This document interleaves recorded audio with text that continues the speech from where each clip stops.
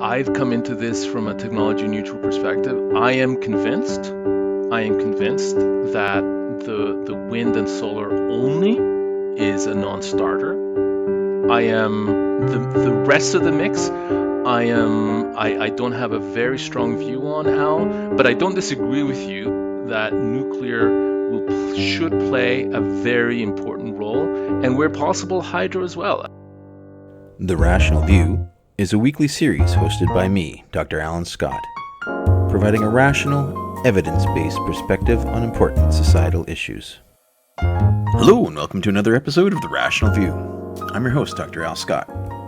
On this episode, and previous episodes, I'm kind of leading up to the Stand Up for Nuclear event that I'm going to be hosting or co-hosting in Ottawa, September 25th on Parliament Hill. I've been discussing climate change and energy issues, and I'm excited on this podcast to have an economist on the program to investigate the market dynamics associated with energy transitions and providing some insights on what's needed to get us to net zero and the feasibility of the economic case for transitioning. As always, if you enjoy listening to my program, please share it with your friends. I would love to hear from you. Join us at my Facebook group at The Rational View discussion group on Facebook, and love to hear from you. Edgardo Sepulveda has been a telecommunications economist for 25 years, the last 15 with his consulting firm in Toronto, Canada. He was born in Chile and has an MA in economics. As part of his civic policy-related engagement, he also writes about electricity, inequality, COVID-19, and other issues, including at the Progressive Economics Forum, where he wrote the blog that we'll be discussing on this episode. Edgardo has been the guest on a number of other energy-related podcasts. In fact, I first heard about him through the Decouple podcast with Chris Kiefer, a great episode if you can go pick it up. His Twitter handle is at _R_Sepulveda. Edgardo, welcome to The Rational View. Thank you very much, Al. Very happy to be here with you. Really happy to have you on. You know, you seem to be a numbers guy like me. I'm excited to get into some of the discussions that we're going to have here. Very much so. Yep. Tell me a little bit about your history. You came from Chile originally. How did you get here?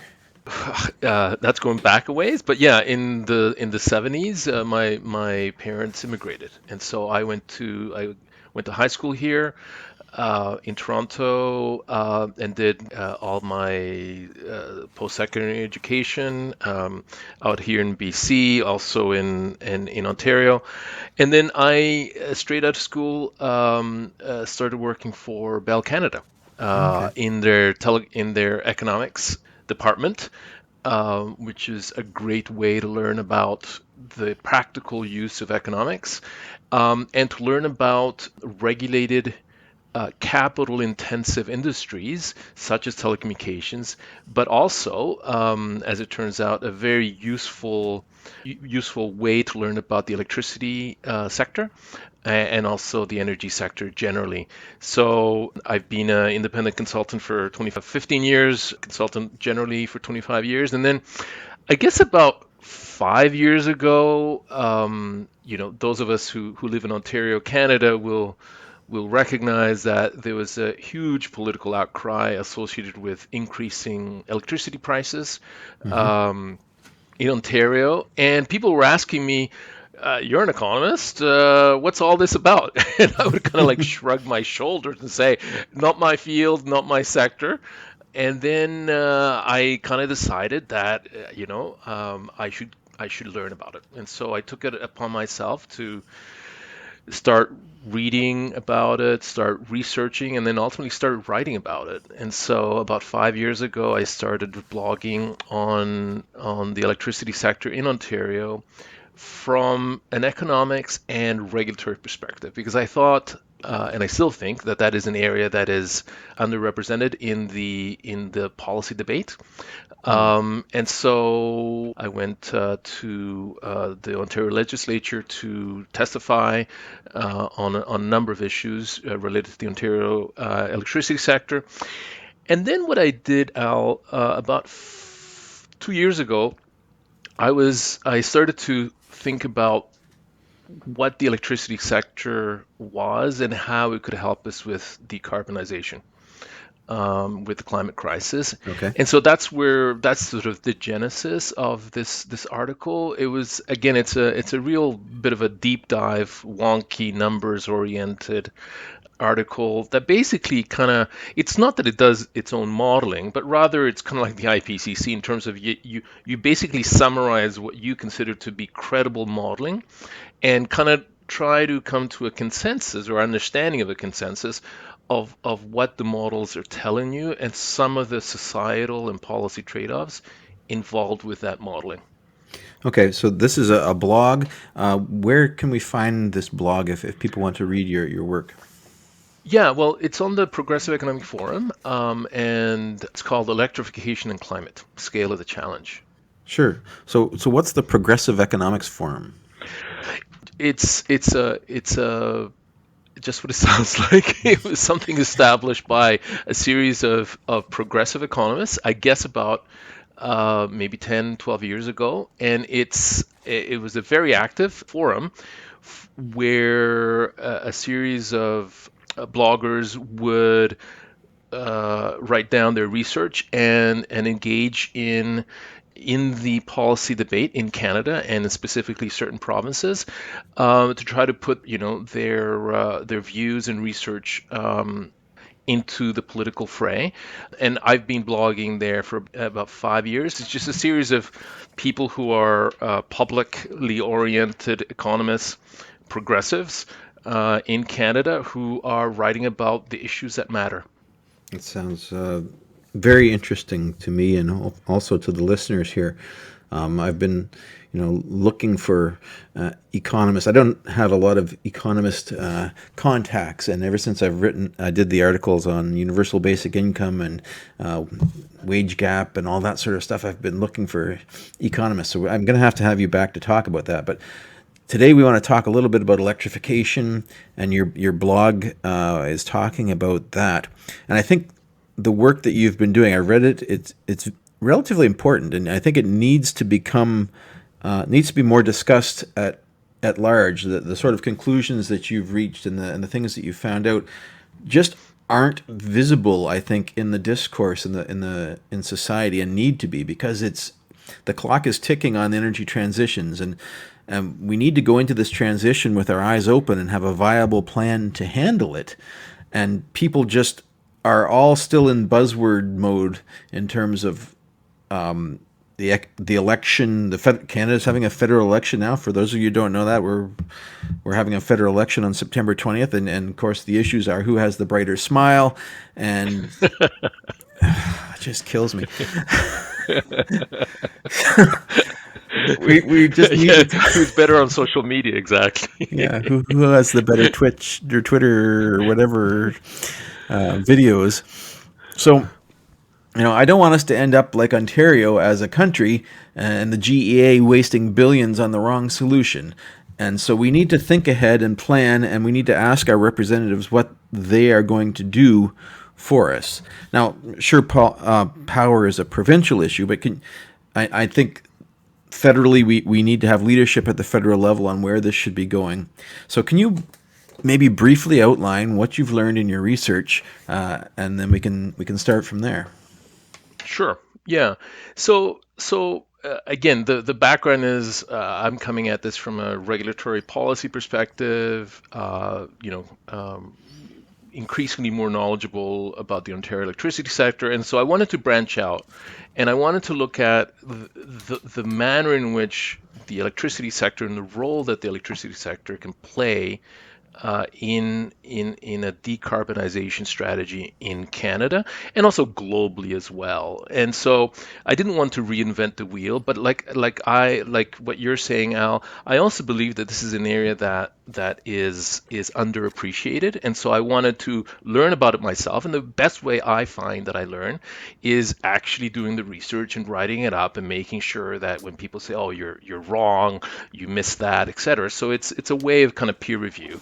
Um, and so, and I wanted to, and because this field is so large, Al, I wanted to focus on on one particular aspect of decarbonization. Um, and um, we all have heard, I think most of us have heard that old saying, kind of one of the best and surest way for decarbonization or to achieve decarbonization is to clean the grid and electrify everything.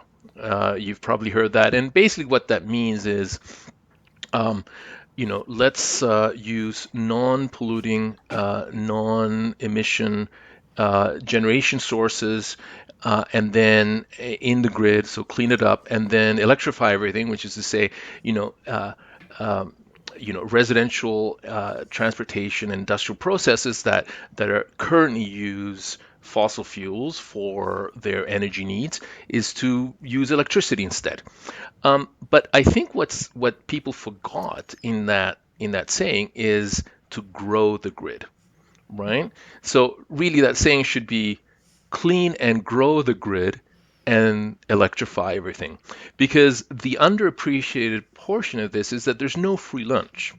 If we want to displace fossil fuels and fossil infrastructure, we have to grow the grid. We have to grow the electricity sector in a way that is appears from today's perspective challenging, but historically we've done this before. So that's sort of, I came out of writing this piece a bit more optimistic than I was prior. Okay, Um, that's good. yeah, because we can do this, right?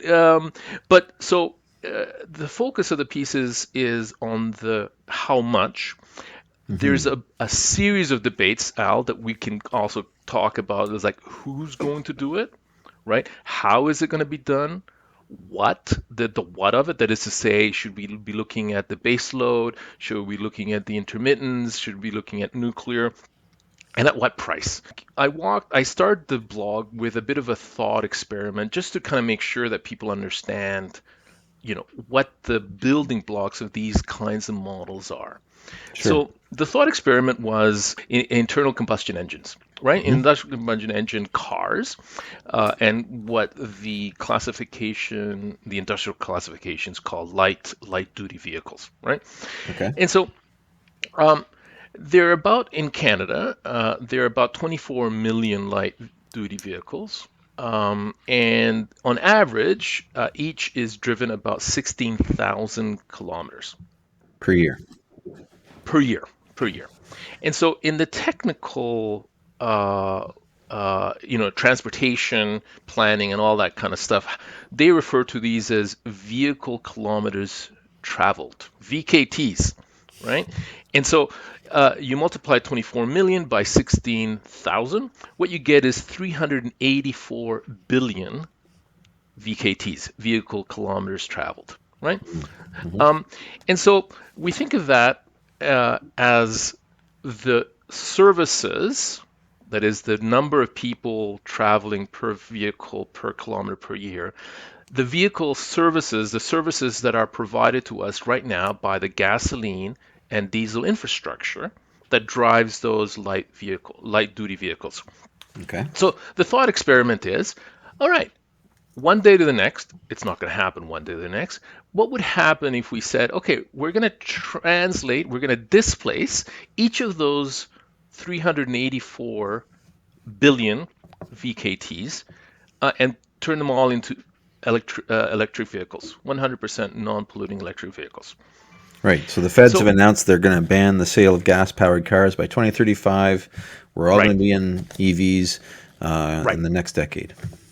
That's right. But instead of a transition, just as a thought experiment, we're going to do this one day to the next, right? We're going to somebody, a tooth fairy is going to go in and displace every single car, and they're going to just put it into a ICE car and put it into an EV, et cetera, et cetera.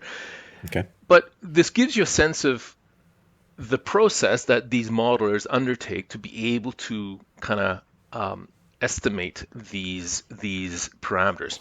So using kind of current estimates of electric vehicle efficiency, the rough estimates that I get at is that the amount of electricity needed to power those 384 billion VKTs is about 73 terawatt hours. Okay. Now, Okay. 73 terawatt hours is about a 10% increase from our current electricity generation in Canada, So right now we're right? generating So something like 730 terawatt hours a year of yeah. electricity. I mean, I'm rounding numbers, but it's about 650, but I'm just rounding numbers just to Okay. give you a sense. But it's actually closer to That's not a big amount, right? It's not that doesn't seem like a huge fraction, right? It's not going to right, kill the grid. exactly. Now, what you get for that, so just to give you a sense, is you displace every single gasoline and diesel light vehicle car in Canada. You put it with an EV. Your amount of electricity needed is 73 terawatts, so that's about 11% increase. What you get in return is that you get a reduction in emissions of about 83 megatons, which is about 12% reduction in Canada's national emissions, right? Okay. Um, and so there's your trade-off. You're ramping up electricity for a particular technology, displacement technology. You're lowering your emissions. You're obviously lowering your demand for gasoline and diesel. And ultimately, what you're also doing, Al, is that you're lowering your total final energy because, as we know, electric cars are much more efficient compared to ICE cars. So your actual, in terms of joules used, you're actually reducing your joules by about 10% as well. So kind of like if you think about it, a Sounds good. win-win-win. Yeah, it sounds pretty good. And so if you do this for every single sector, you can see how eventually you would decarbonize, right? If you did this, you took out every single, for example, every single forced air gas furnace in Ontario, and you Hmm. did that, you did the same for space heating in Alberta, and you did it for Saskatchewan, et cetera, et cetera, et cetera. And you did this sector by sector, you'd slowly be displacing, changing the technology, displacing fossil fuels, and ramping up electricity use. And that's what these models do. What they do is they take baseline population and growth in GDP in the economy, they Hmm. project it out, and then they figure out what is the electricity demand and what is the energy demand, and how do we actually meet that demand. Okay. And so you do that for every sector, and ultimately you can well imagine that if just displacing the residential transport sector increases electricity use by whatever 11%, 12%. If you did that for residential heating, if you did that for industrial processes, if you did it for cement, if you did it for other things, you would easily ramp up. And so what the models show on this table is that independent of the modelers and independent of their underlying assumptions with respect to which technologies would be used to meet that demand, what you get is this consensus that by 2050, we're going to have the electricity sector between double and triple the size that it is today. Okay. So if we're at about 650 terawatt hours right now in Canada, Hmm. most of the models are in the 1600, 1700, some as high as 2100 terawatt hours. And so that's why I called the blog the scale of the challenge. And that gets us to net zero, or what does that get us to? That gets us to pretty close to net zero, depending on the model. But yeah, Okay. yeah, that gets us to, 80% reduction, for example.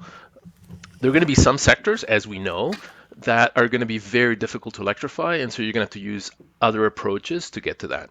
Sure. But that's sort of more or less what I learned, and that goes for all kinds of models. Basically, the models that were done or sponsored by Environment Canada, Environment and Climate Change Canada in 2016, Trotte models in 2017-18, the Jacobson models in 2017. Regardless of the technology, the underlying technology that you use, the ultimate consensus view amongst the models is that if we are to decarbonize via the electrification pathways, we're going to need a lot more electricity.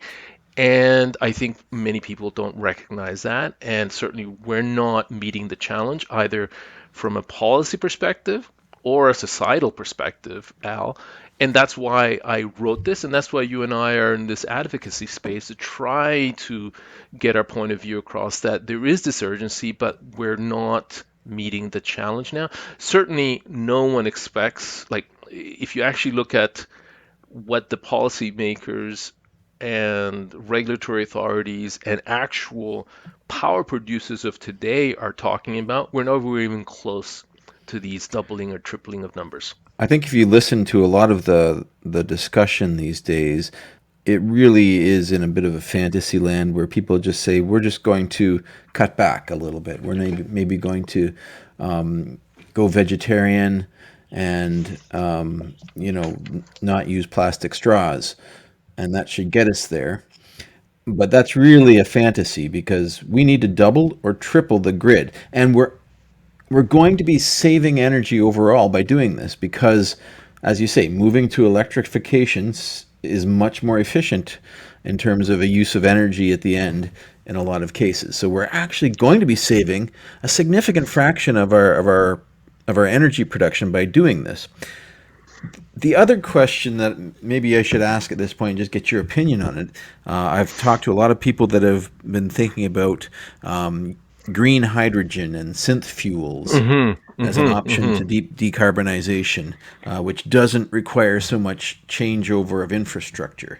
Do you have an opinion on that pathway or how those pathways should balance?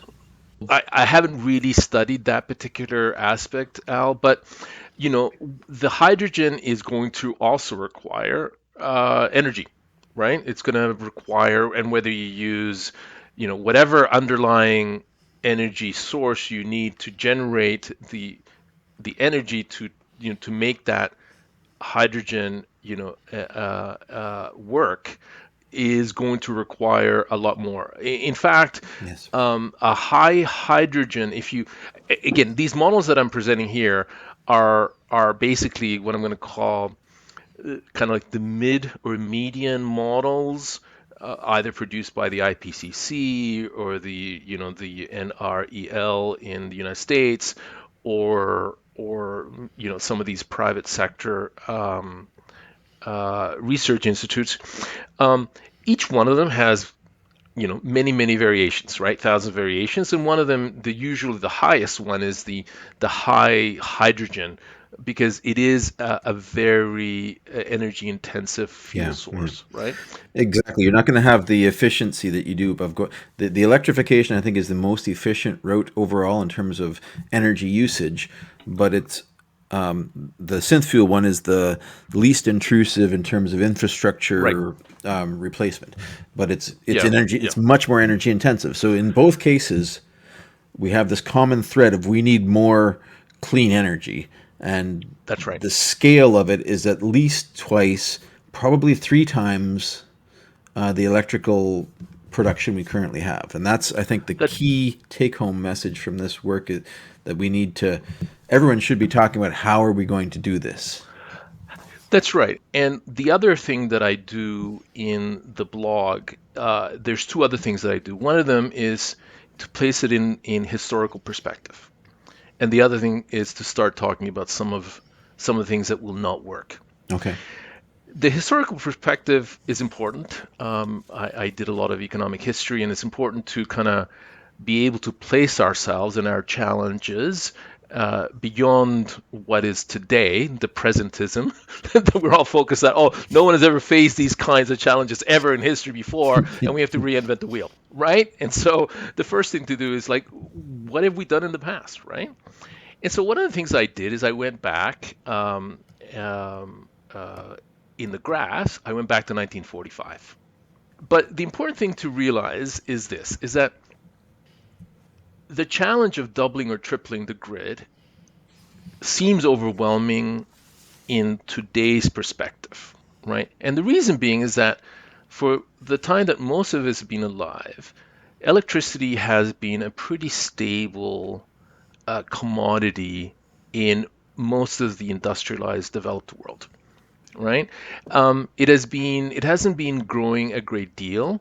If you look at the graphs on the in the blog, you'll see, for example, that electricity over the last 35 to 40 years grew at sort of 1% a year, right? So in Mm-hmm. 1987, we had about 490 terawatt hours, and now we have 650. So we basically increased our production by about 5 terawatt hours per year.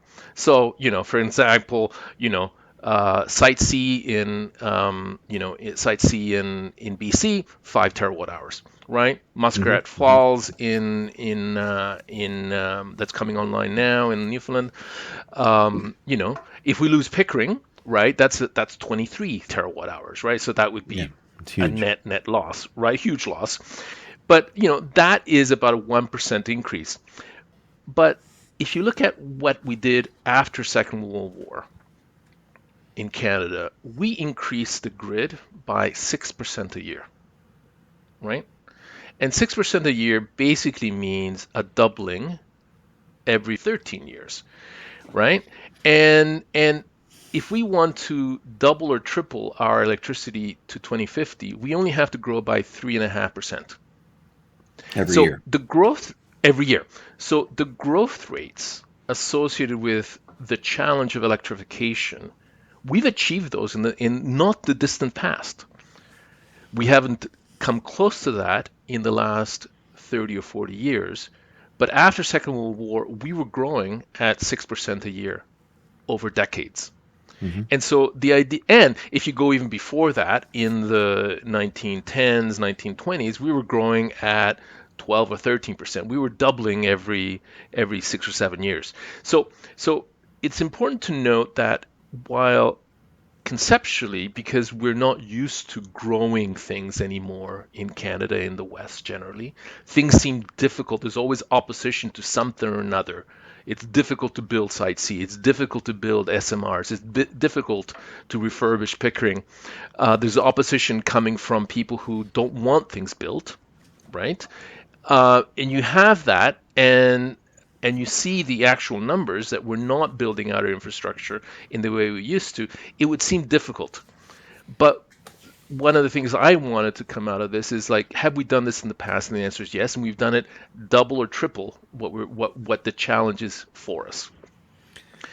Okay. So that's one thing. So we've done it in the past, certainly from an economical and a technical feasibility. The other aspect is to try to get into the politics of it, right? Or the ideology of it. Mm-hmm. Why is it? How is it that, people don't want to increase the grid? As you say, like there is a pathway, and I'm going to call it the degrowth pathway, which basically says we don't need any more. Like we shouldn't grow anymore, and our infrastructure, clean or otherwise, should stay as is. And we're going to try to meet our carbon decarbonization strategy via a degrowth or a stability process. That is to say, we've been good for 30 years at around 500 or 650 terawatt hours, Mm-hmm. and for ideological reasons, for philosophical reasons, people said enough, no more, we're full, right? I'm not of that philosophy. I don't think you probably aren't as well. No, I'm a not at all. believer in affordable, abundant, and reliable electricity and energy, to promote human flourishing. And Mm-hmm. so that's what you and I are discussing this, but that's not what everyone necessarily believes. And whether it's in good or bad faith, we have to be able to persuade people and tell people that if we're going to achieve decarbonization based on a growth model, that is to say, where the economy keeps growing and the population keeps growing, this is likely the way to do it. Mm-hmm. You say that we've done this before, but you look at the scale of it, and yes, it's maybe what, 3 or 4 times what we're currently doing in terms of our increases. But when you think about what you have to do to Right. get that extra 20 terawatt hours a year. I mean, Hmm. that's like bringing on a Pickering every year, Yes, it is. It or is. Yeah. twice Yeah. our wind field. All those windmills in southern Ontario produce about 11 terawatt hours a year. So Right. if you look at that, where we want to add 20 terawatt hours a year for 15 years. Agreed. Yeah, it's 2025 year in, year out, right? During the late early 80s, we achieved that. We put in 25, like when, for example, when the whole hydroelectric system in Quebec was ramping up, and or when Darlington was actually came online. Yeah, we were growing the grid in Canada by 20 or 25 terawatt hours a year. That happened 4 or 5 years, and then we kind of hit this stability. But agreed, there are very significant challenges, Al, about who's going to do this, right? Is it going to Mm-hmm. be able to be done, via state-owned enterprises like an Ontario, like a OPG in Canada, or BC Hydro or a Hydro Quebec? Are we going to be focused on the market-based systems like in Alberta?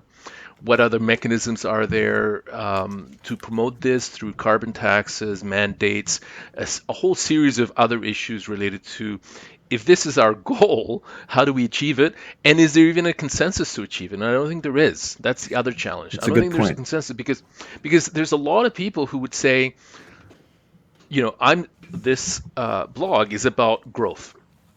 It's about what is required in terms of the electricity center to continue our growth. There's a whole, as you and I know, Al, there's a whole group of people out there who either in principle or in practice are against growth, Mm-hmm. where the first thing they say out of like how do we decarbonize? What's the first word? Efficiency, or conservation, right? When anyone starts a discussion about decarbonization and it's all about efficiency and conservation, you know that they're not committed to the kind of pro-growth, abundant, reliable, and affordable electricity that's required to continue with human flourishing on our planet. I mean, don't get me wrong. I want people to flourish. I don't think we need to try to increase our population any more than we have to. In fact, I'm what you see is when you get flourishing populations, the population growth starts to decline actually, and you find this Exactly. around the world that people will have fewer kids if they feel more well off because I don't know what the psychology of it is, but there's definitely a change that happens when people feel secure, and the average number of kids goes below the replacement level and population growth starts to decrease. And I think that's the direction, that's certainly the direction I would like to see. I don't need Yeah, well, I don't need an endless. I think we've got ourselves in a lot of trouble with focusing too much on economic growth as a society. So I think that's a discussion that has to happen politically as well. There's definitely a lot of people on one side of the political spectrum that want to, as you say, degrowth completely, but we have to, I think, outline what these positions really mean in a lot more detail and be clear about what we want, because some people want us to degrow and not have power and go back to an agrarian lifestyle where we're basically all growing our own food and no longer, having vehicles, and back to horse and buggy basically. So, basically, yeah, there's a yeah. line here somewhere that what side of this line do you fall on? Yeah, I and I and like and having a and the car. gradation, yeah, yeah, and the grade, well, yeah, and the gradations of gray, right? I mean, there's Yeah. there's there's the uninhabited, uninhibited growth. There is moderation, and then there's degrowth, and there's a huge amount of gray in between. The numbers here I took from the Canadian Energy Regulator, and the numbers are you get a GDP growth of about 1.8 year over year for 20, 30 years. You have a population growth of zero point 0.8, right? So Okay. that's a population is increasing just by a little less than 1%. And so therefore you have a GDP per capita growth rate, that is to say how much on average each person has in terms of GDP, in terms of the money, at Hmm. about 1%, right? So these are moderate. I mean, these are not huge growth rates, but you can reduce your emissions by electrifying your car and increasing the amount of electricity on the grid to be able to power that car. Or you can reduce your emissions from your gasoline car by going to the horse and buggy, right? And in a nutshell, those are the kind of like two extremes that are vying for policy and cultural and societal primacy, right? So, to get to the goals that most people are discussing, the net zero by 2050, to to hit these targets, these are the numbers that we need to be talking about, and we need to get these out into the public and get them into the political sphere and get people acclimatized to them and figure out the plans to get them. What's the impact going to be on regular consumers over? So you've got a few decades basically, Right. and you're going to be we're going to be building more electrical infrastructure, and you're going to be Hmm. changing your car over to an electric car, and you're going to be Right. getting rid of your furnace, your gas furnace, Yep. your gas water heater. Yep. What are their impact? Like the EV is 10% or 12% of Right. the carbon. How do we get to 80%? What are all the impacts on people? Again, this goes to how realistically and how much do we want to change consumer behavior to what is acceptable politically, right? Because if we're going to say to people, Al, oh, sorry, we're going to take away your car and you have to drive a horse and buggy, right? Like you are not going to make it in the political world. You will not get elected. It will not happen, right? Or and if you do, you'll get booted out the next election, right? I think And so that's an important point. You have to follow what people are willing to do, and it's not going to be a huge change in people's consumption behavior unless things get a lot worse a lot faster. Well, that's exactly it, right? And we've seen that consumer behavior over the last 30 years, very little has changed, right? We're still emitting a lot as individuals, as a country, as provinces.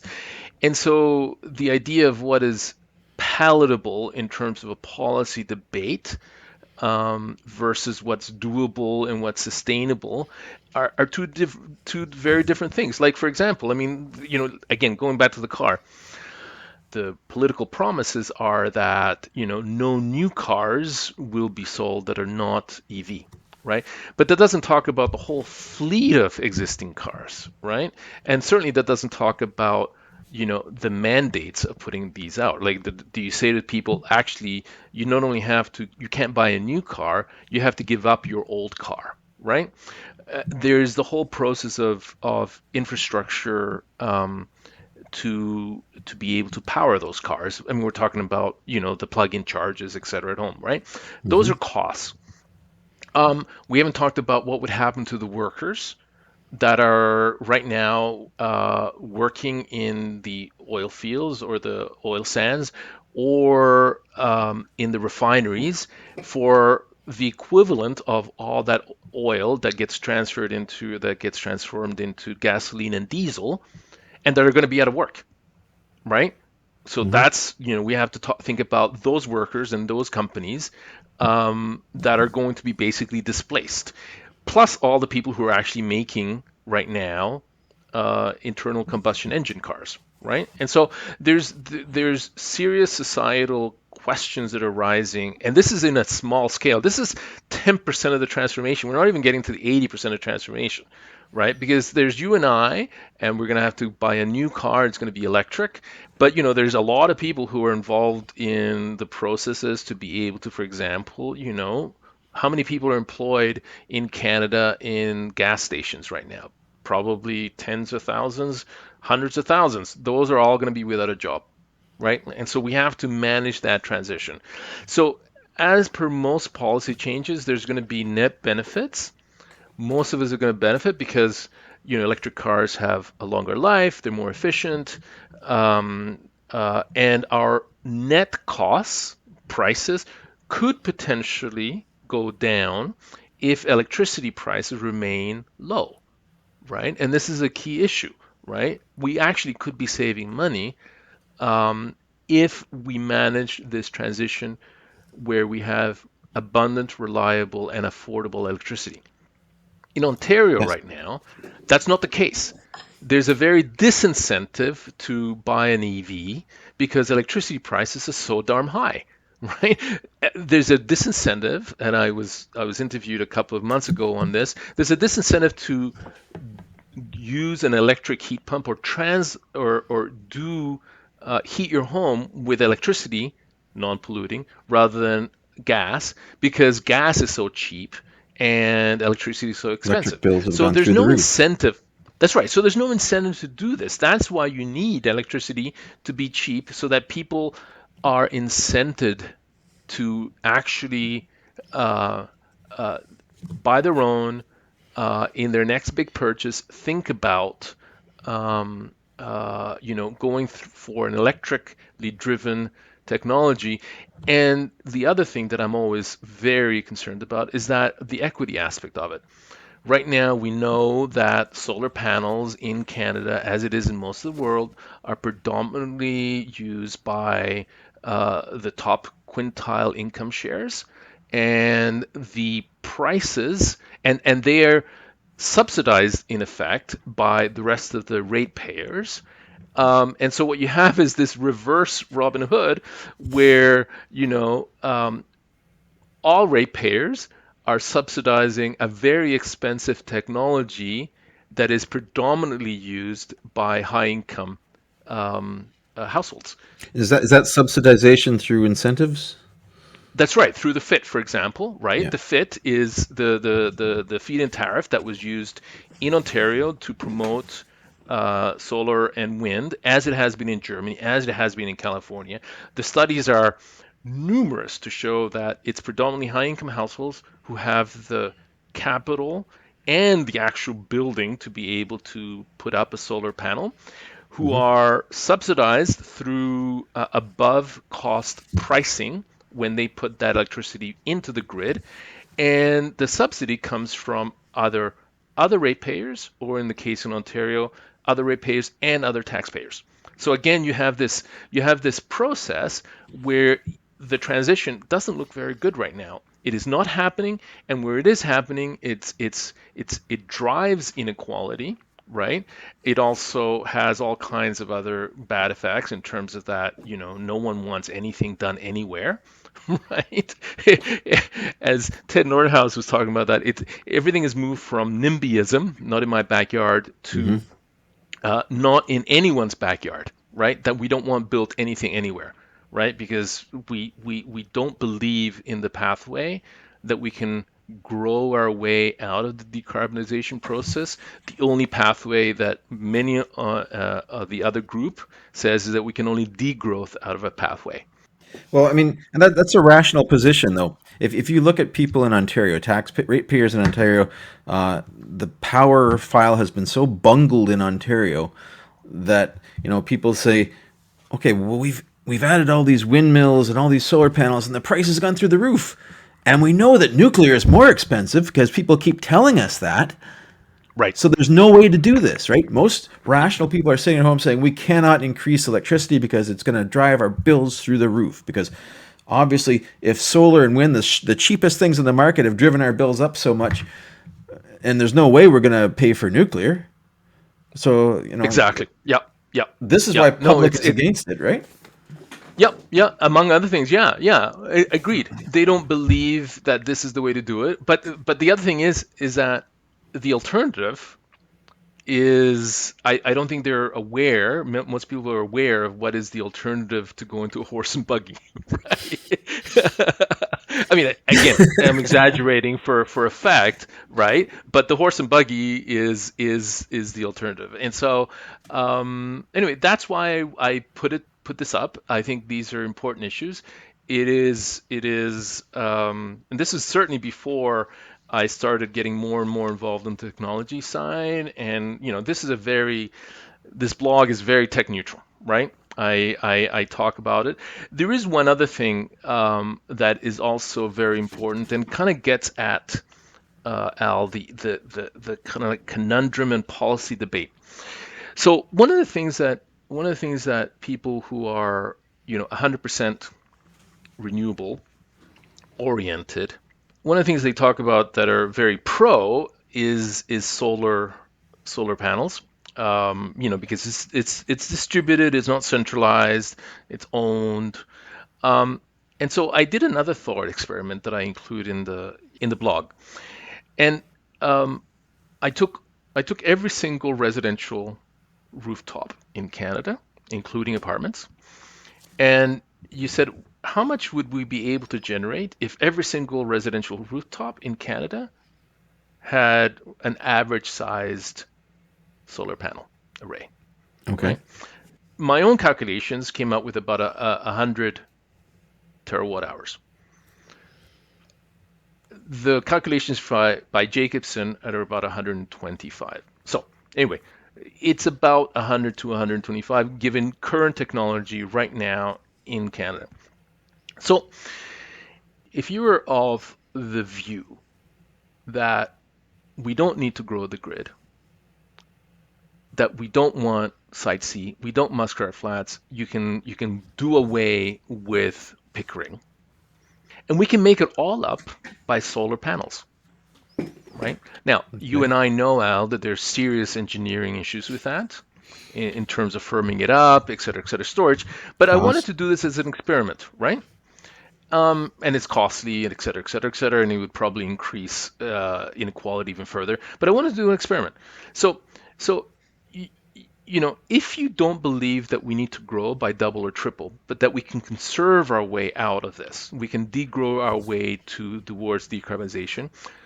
You could have a legitimate policy discussion that that all you would ever need, you could just do it by solar panels, and you could add 100 terawatt hours of capacity. You'd have to back it up, et cetera, with gas and stuff, or some other technology that yet to be invented. But you could do it.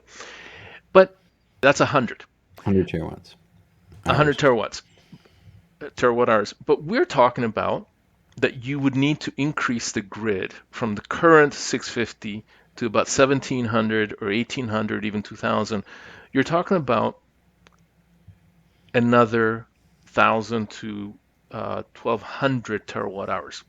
So if you think that the grid shouldn't grow, and this is a shouldn't, it's not a will not, or it's you don't believe it should grow, or it should grow very, very moderately, or in the same way that it has been growing for the last 20 or 30 years, because Mhm. this is the way that we should decarbonize. If you believe that, right, then you could achieve all your growth objectives purely by solar power in every residential rooftop, right? And obviously there are issues associated with that, but you could do it, right? You don't need any other mega projects. You don't need more centralized electricity. You don't need any electricity company, whether OPG, Hydro Quebec. You don't need it. You could do it yourself. You could just do it yourself, and you could just have incentives. But that 100 would be about 8% of what we actually need. So that would necessarily mean that we need to do something else at scale, whether it's a wind farm or a solar farm or a hydro or electric or nuclear. So the idea that you can meet our future needs by distributed only is a falsehood if you believe that we need to grow to double or triple what we are now. Right. So, It so is a what legitimate. this says is that the degrowth pathway, if we're just going to throw in renewables on every rooftop, Right. basically we're going to have to decrease our overall power usage as a society by about 70%. Right. Exactly. 70%, Exactly. 70. So Yeah. Yeah. basically, we're stopping all industrial production, right? Yeah, I don't know how it would actually work out that way, but in the I mean, it's not that it would happen now. It would be, and I'm not saying that these, that people necessarily saying, oh, we're going to tear everything else up, but it just wouldn't be replaced. And yes, it could decrease by that much, especially in the future, especially with our economy and even with stable or even very modest population growth. So yeah, that's essentially. I mean, you turn back to the horse and buggy, Yeah. right? Yeah, I mean the power use that you need to degrow at that level is you're back to the Renaissance. Right. Exactly. Yeah, yeah. And you know what? I don't want to go back to the land. I don't want to have to till my own, food. Those are significant societal changes. So to do this though, we need to take we need to tackle this issue of growing the grid then by 200 300% as you say, and we need to find a way to do it economically. What is and I can't see us if you look at the magnitude of say Ontario's GEA and the wind farms, they brought on over I don't know how long it's been they've been building these windmills, 11 terawatt hours. Right. This entire thing that's blown our electricity bills through the roof is 11 Hmm. terawatt hours of windmills. That's it. That's that's not 1 year's worth of what we need. No. The only way we can do this economically is nuclear. In my opinion, you know, we need to say we need to build the other half of Darlington. We need to keep Pickering online, and we need to either get the SMRs going really fast or we need to build more. Yeah, look, I mean, like I said, I'm not I've come into this from a technology neutral perspective. I am convinced that the wind and solar only is a non-starter. I am the rest of the mix. I don't have a very strong view on, Al, but I don't disagree with you that nuclear should play a very important role, and where possible, hydro as well. I mean, I know we've tapped out most of hydro, and there is a series of land and siting issues that we have to be very careful about. But that doesn't mean that we shouldn't or couldn't grow baseload electricity. And I think that's important. I mean, if some fantastic technology were to come up tomorrow and would be cheap and affordable and have a low environmental impact, that'd be great. That'd be a great technology. But right now, where that comes from in terms of the lowest ecological footprint, it's nuclear. And so, yeah, I know a lot of my colleagues on this are very, very much pro nuclear advocates. I look at the numbers, and the numbers have successfully shown we know that nuclear is low priced in Ontario. It is much lower priced than solar and much lower priced than wind. Yeah, the money is where your mouth is. That's right. That's right. That's right. Yeah. Yeah. Yeah. So this has been a great discussion, Edgardo. We're reaching the end of our time slot here. I've really enjoyed the back and forth and understanding your work. It's great work and it needs to be talked about more. We'll put a link to your blog in the show notes. Really great to have you on the program, and I'm hoping I can have you back again as you continue your research. And also, I want to talk about a lot of other things too, like universal basic income and some of Oh, these. oh I yeah, for sure. Yeah, yeah. Like I mean, I've got a bunch of. I mean, you check out the blog. I have. I focused my non-professional writing and research on three or four things. One of them is electricity.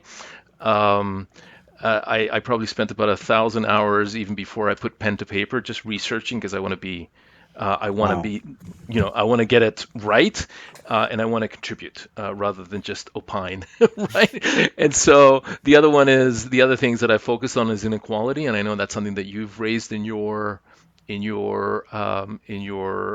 podcast before, inequality and distribution and redistribution. And the other one is I've been writing a fair bit on COVID as well recently, and sort of the drivers of COVID cross nationally. So those are all issues that I'd be very happy to be on your show. Again, thanks again for the invite. I've really enjoyed this. All right. Well, thank you so much, Edgardo. We'll talk to you again sometime soon, I hope.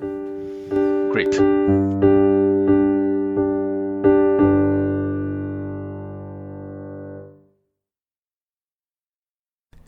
If you're enjoying what you're hearing, please consider visiting my Patreon page and becoming a patron of this podcast at patron.podbean.com/TheRationalView.